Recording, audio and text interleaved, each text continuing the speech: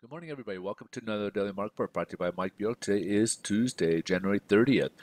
We got a few economic news to go over today. And again, this week, as we had mentioned yesterday, that it's going to be a very busy week. Now, to jump right into the economic calendar here, we got the first item is the Case-Shiller home prices. This is, they do cover the 20 largest markets in the U.S. So we have a 6.1% increase from your appreciation in the month of October, and in November it jumped up to 6.2%.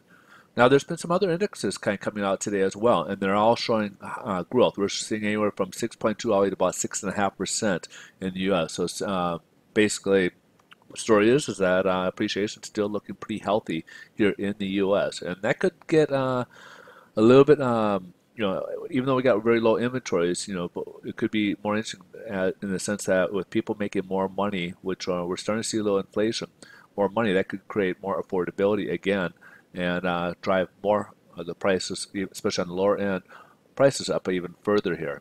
It'll be interesting to see if that takes place or not. Now, we also got consumer inflation, or consumer confidence index for the month of January. So we had last revision at 123.1. Forecast is supposed to be in line at about 123.4, and it jumped up to 125.4. So, of course, people are feeling a lot better about things, with the stock market taking off, the tax going on. So I think people are feeling a lot better overall where things are moving, especially when you get out after the tax uh, reform came in. A lot of corporations announcing bonuses to higher wages, and they're going to invest more into the businesses and people, employees. Uh, you got a lot of that going in, so of course people are going to start feeling a lot better about things. Last but not least, I don't usually put this on our chart, but I did find this and found it to be pretty good. This is a home ownership rate for the fourth quarter. Previous reporting came in at 63.9, and for the fourth quarter came in at 64.2. So that kind of tells us that first-time home buyers were pretty active in the fourth quarter of last year, which is a good sign. We need that. It's been kind of going up and down with the uh, first-time home buyers. We're usually in the 30% range for of total home buyers out there for first-time home buyers, and that sometimes have dwindled downwards as they've been trying to compete for properties, and sometimes it's a little difficult for them because they don't always have the larger down payments and such to compete with those who are looking to move down or upwards, or investors sometimes even that same sentence um, as well. So good overall numbers there with homeownership rates, confidence up, Case-Shiller going up. So good overall numbers there. So let's take a look here at the headline news. Stock market is down. The Dow is actually way down. It was like down over 250 points so far this morning.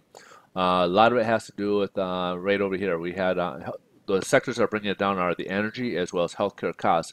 And I'm going to skip this one here for a second, and we'll get right back to it. But there's a announcement today that with healthcare, Amazon, Chase, and Berkshire Hathaway are going to partner up and try to uh, make an effort to try to cut healthcare costs and improve services for their U.S. employees. So those guys are going to try to team up. Those are three obviously very large companies uh, with a lot of employees, and they're going to try to do something about it. And who knows? Maybe that might start trending for other companies as well. So meanwhile, the healthcare industry as itself, as the uh, indexes on stocks have kind of went down quite a bit. So as a result of that.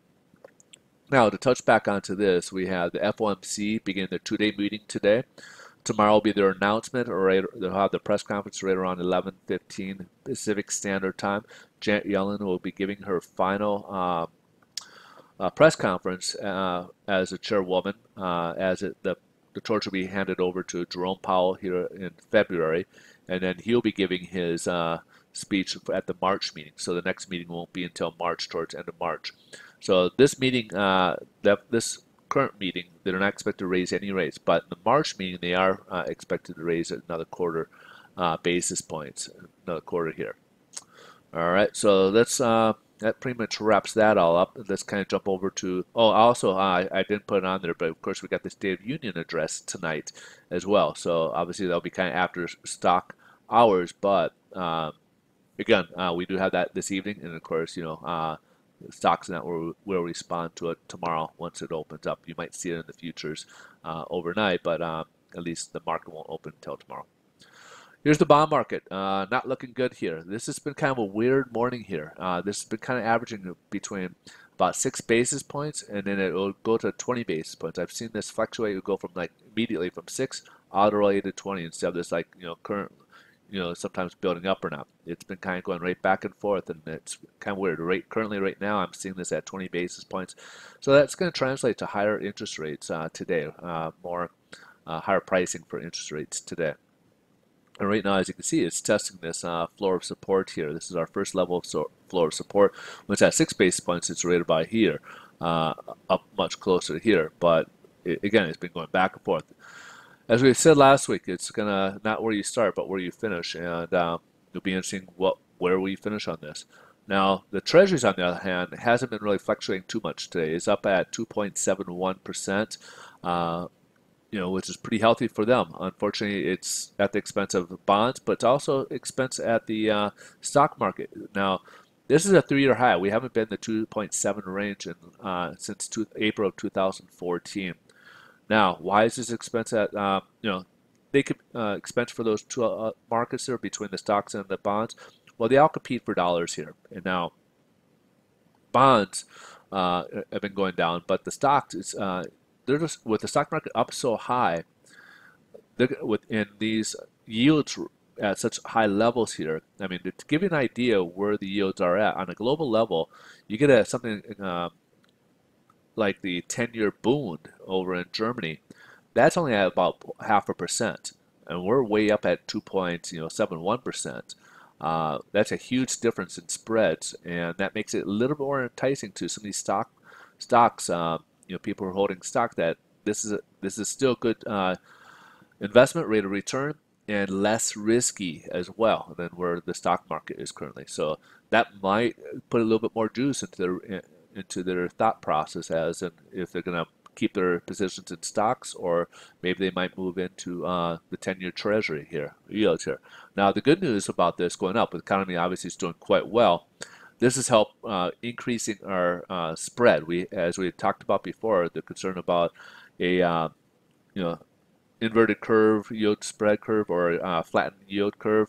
The tweeter with the Fed raising rates, that's raising the short-term rates. It's not raising the long-term rates. And with the long-term rates been kind of at this juncture where they've been kind of sitting in the same levels for so long, it was closing that gap, and it was going to make us reach a flat yield curve here very quickly, and possibly inverted curve. So with this rising a little bit more, is keeping that spread a little bit wider again. So that's, I guess, the good news about it. And what happens if you get to inverted curve? Basically, it forces us into a recession. So just kind of give you guys a little feedback. So to wrap this up, we're pretty much done. Rates are a little higher today. Hopefully, again, we got a very busy week this week. If you guys want to get more data, just come over to Twitter. You can find me at Mike Bjork on Twitter. That's my handle. And sorry for the long one. Hopefully this additional information was helpful for you guys. Thanks so much for watching. I look forward to see you guys tomorrow. Bye-bye.